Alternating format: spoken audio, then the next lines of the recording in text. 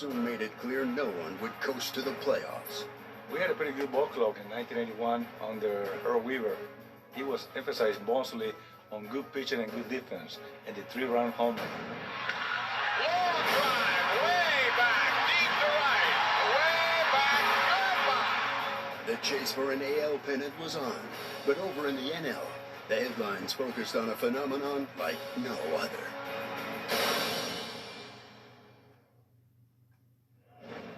The 1-1 pitch, a bouncing ball to the right side. Bergman has it, steps on first, and the Astros have won the National League West. After losing the 1980 NL West crown in a one-game playoff, the Dodgers came into the 81 season with a very clear goal.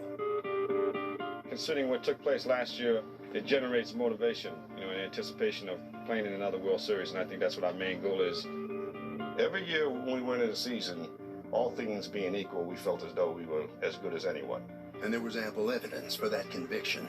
NL pennant winners in 77 and 78, the Dodgers featured a veteran infield core that had been together since 1974.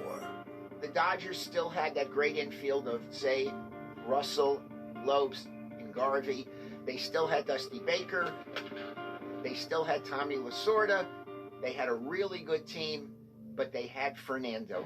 Fernando was Fernando Valenzuela, a 20-year-old rookie from Mexico who found himself unexpectedly on the mound opening day. Había lesiones en otros jugadores que iban a iniciar la temporada. Tommy Lasorda me dijo que un día antes que si podía lanzar así la apertura del 81. I gave the assignment to Fernando, a young rookie. And did he pitch a good game? He pitched a great game. Fernando Valenzuela has opened the 1981 season with a shutout. And that was just the beginning. Armed with a devastating screwball, Swung on and missed, strike three. Valenzuela earned victories in his first 8 starts, hurling shutouts in 5 of them. Struck him out, it's all over, and Valenzuela did it again. He has this very distinctive style, the high leg kick, the eyes rolled back up toward the sky. There's something about him that people relate to, and he captivated the entire country. It was Fernando mania. It was unbelievable. Every time he pitched, it was a huge, huge event. I think that Fernando Valenzuela is the best. He's the greatest, and I think everybody here has Fernando fever.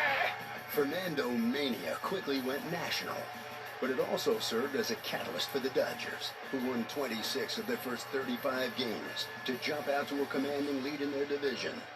And that left other quality teams, like John McNamara's Cincinnati Reds, to play catch-up in the NL West. And this was the launch for the Reds. You still had some remnants of the Big Red Machine left in 1981. Johnny Bench, Ken Griffey, Dave Concepcion, George Foster still with the team. The offense was still clicking. They were scoring runs. And the Reds win it by score of 9-6. And as the offense produced plenty of runs, ace Tom Seaver led the pitching staff.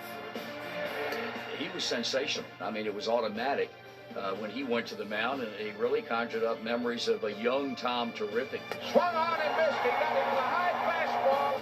Although Seaver was enjoying a renaissance at age 36. Took him out. The Reds fell back in May and still had a ways to go to catch the Dodgers. In the NL East, the Expos started the 81 season an eager bunch. After losing the division in the final week of the season in both 79 and 80. We knew we had that behind us, but we had high expectations. We were still a fairly young team. I think even the experts, had picked us on paper to go all the way. And with one of baseball's best catchers in Gary Carter. A home run for Gary Carter. And an emerging star in outfielder Andre Dawson. Look out. The team had plenty of firepower. But it was a rookie left fielder who brazenly stole a show in Montreal. Tim Raines came up, and he was a great catalyst for that team early on in 81. It'll be a straight steal for Raines. When you needed a stolen base, nobody stopped him. While Raines took off on a pace of more than a stolen base a game. And he's in there. his team still had to reckon with the reigning world champions. We know everybody's going to be gunning for us, but at the same time, we have confidence that we can win. We know that we've got a darn good baseball team.